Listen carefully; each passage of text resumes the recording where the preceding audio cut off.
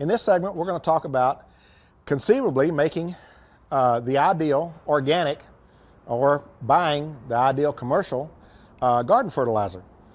Generally speaking, you don't want a bunch of nitrogen to spur a bunch of vegetative growth. You want either flower production in flower gardens or produce, tomatoes, peppers, whatever you're growing in your garden. And the shotgun approach is the way you probably need to go about it. When you've looked at your plants and you've tried to detect a deficiency by the color of the plant, there are a lot of ifs, ands, and buts about that kind of stuff. We talked in a previous segment about yellow being nitrogen and a purple leaf being phosphorus and less than green being potassium, but that's not always true. There are numerous micronutrients and other things that can affect the coloration of the leaf.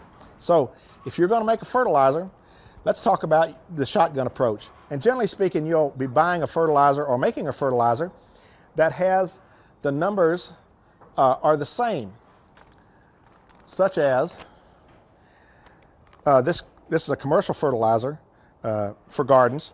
It's a 677, but you'd be trying to make something like a 666 or a 777. 666 might not be a good number. But anyway, this is a commercial fertilizer that's already set up like that. To make one out of organic materials, we can go to bone meal and blood meal. Bone meal having 10% phosphorus and no nitrogen, and blood meal having 12% nitrogen and no phosphorus. So you could mix the two of these together, half and half.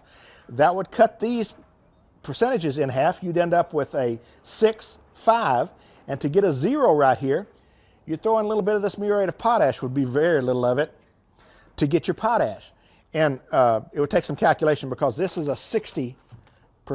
So it wouldn't take very much of the muriate to get the little bit of 5 or 6% of potassium that you're looking for to get the grade of fertilizer that we're looking for, numbers all being the same.